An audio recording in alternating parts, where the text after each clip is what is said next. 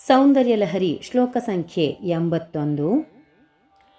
ಗುರುತ್ವಂ ವಿಸ್ತಾರಂ ಕ್ಷಿತಿಧರಪತಿಃ ಪಾರ್ವತಿ ನಿಜಾತ್ ನಿತಂಬಾದಾಚ್ಛಿದ್ಯ ತ್ವಯಿ ಹರಣರೂಪೇಣ ನಿದಧೆ ಅತಸ್ತೆ ವಿಸ್ತೀರ್ಣೋ ಗುರುರಯಮಶೇಷಾಂ ವಸುಮತಿ ನಿತಂಬ ಪ್ರಾಗ್ಭಾರಃ ಸ್ಥಗಯತಿ ಲಘುತ್ವಂ ನಯತಿ ಚ. ಹೇ ಪಾರ್ವತಿ, ನಿನ್ನ ತಂದೆಯಾದ ಹಿಮವಂತನು ತನ್ನ ಭಾರವನ್ನೂ ವಿಸ್ತಾರವನ್ನೂ ತನ್ನ ನಿತಂಬ ಪ್ರದೇಶದಿಂದ ತೆಗೆದು ವಿವಾಹ ಕಾಲದಲ್ಲಿ ನಿನಗೆ ಬಳುವಳಿಯಾಗಿ ಕೊಟ್ಟನು. ಆದುದರಿಂದ ನಿನ್ನ ಈ ನಿತಂಬ ಭಾರವು ಅಧಿಕವೂ ವಿಸ್ತೀರ್ಣವೂ ಆಗಿ ಸಮಸ್ತ ಭೂಮಿಯನ್ನು ಆವರಿಸುತ್ತಿದೆ ಮತ್ತು ಹಗುರವಾಗಿ ಮಾಡುತ್ತಿದೆ. ಸೌಂದರ್ಯಲಹರಿ ಶ್ಲೋಕ ಸಂಖ್ಯೆ 82. ಕರೀಂದ್ರಾಣಾಂ ಶುಂಡಾನ್ ಕನಕ ಕದಲೀಕಾಂಡಪಟಲೀಂ ಉಭಾಭ್ಯಾಮೂರುಭ್ಯಾಂ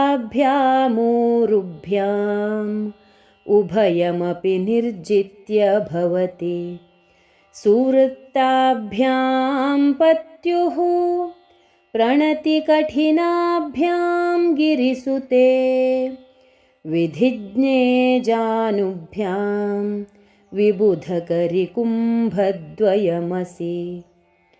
ಹೇ ಗಿರಿಜೆ, ವೇದಾರ್ಥವನ್ನು ಬಲ್ಲವಳೆ, ನೀನು ಮದ್ದಾನೆಗಳ ಸುಂಡಿಲುಗಳನ್ನು ಹೊಂಬಾಳೆಯ ಕಂಬಗಳ ಸಮೂಹವನ್ನು ಜಯಿಸಿ ದುಂಡಾದ ಮತ್ತು ನಿನ್ನ ಪತಿಯಾದ ಸದಾಶಿವನಿಗೆ ಅನುದಿನವೂ ನಮಸ್ಕಾರ ಮಾಡುವುದರಿಂದ ಕಠಿಣವಾದ ಮೊಣಕಾಲುಗಳಿಂದ ದಿಗ್ಗಜಗಳ ಕುಂಭಸ್ಥಳವನ್ನು ಗೆದ್ದಿರುವೆ.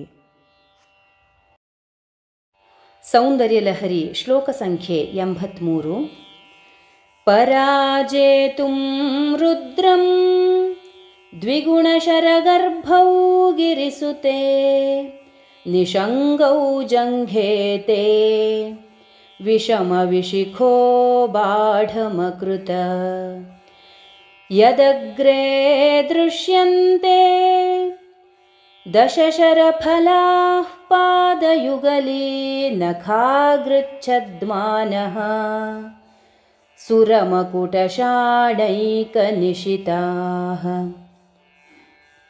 ಹೇ ಗಿರಿಸುತೆ, ಮನ್ಮಥನು ರುದ್ರನನ್ನು ಸೋಲಿಸುವುದಕ್ಕಾಗಿ ನಿನ್ನ ಮೊಣಕಾಲುಗಳನ್ನು ಇಮ್ಮಡಿಯಾದ 10 ಬಾಣಗಳಿಂದ ತುಂಬಿದ 2 ಬತ್ತಳಿಕೆಗಳನ್ನಾಗಿ ಮಾಡಿದನು. ಇದು ನಿಶ್ಚಯ. ಆ 2 ಮೊಣಕಾಲುಗಳ ತುದಿಯಲ್ಲಿ ಪಾದಗಳ ನಖಾಗ್ರಗಳ ವ್ಯಾಜದಿಂದಿರುವ ನಮಸ್ಕರಿಸುವ ದೇವತೆಗಳ ಕಿರೀಟಗಳ ಸಾಣೆಗಳಿಂದ ಹರಿತವಾಗಿರುವ 10 ಬಾಣಗಳ ಅಲಗುಗಳು ಕಾಣಬರುತ್ತಿವೆ.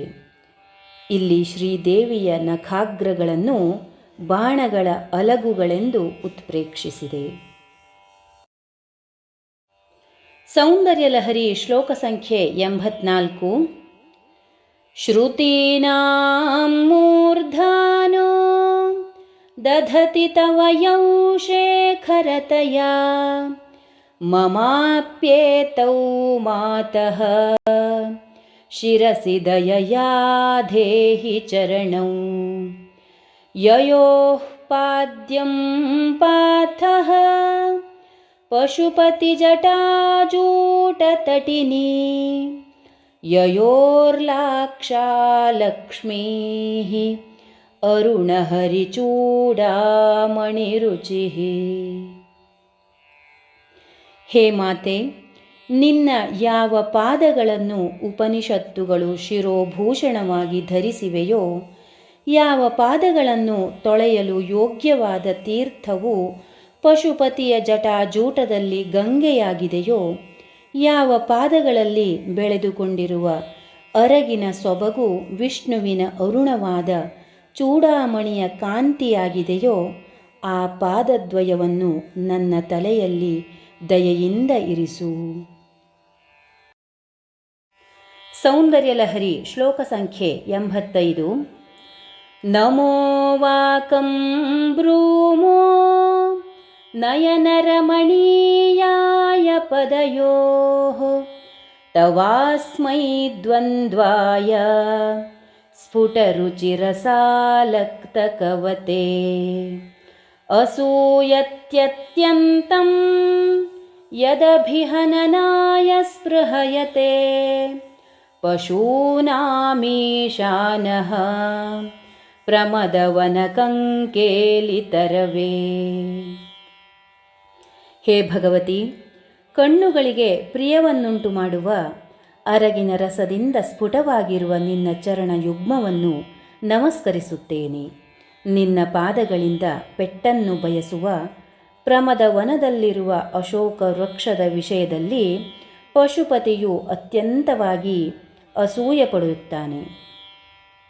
ಶ್ರೀದೇವಿಯು ದೋಹದಾರ್ಥವಾಗಿ ಅಶೋಕ ವೃಕ್ಷಕ್ಕೆ ಪಾದ ಪ್ರಹರವನ್ನು ಮಾಡುವಾಗ ಆ ಅಚೇತನ ವೃಕ್ಷಕ್ಕೆ ಇಂತಹ ಪಾದ ಪ್ರಹರದ ಸೌಖ್ಯ ಉಂಟಾಯಿತಲ್ಲ ಎಂದು ಶಿವನು ಅಸೂಯೆ ಪಡುತ್ತಾನೆ ಎಂಬುದು ಇದರ ಭಾವ. ಅಶೋಕಶ್ಚರಣಾಹತ ವ್ಯಕ್ತಿ ಪುಷ್ಪ ಎಂದು ದೋಹದ ಕೌತುಕದಲ್ಲಿ ಹೇಳಿದೆ.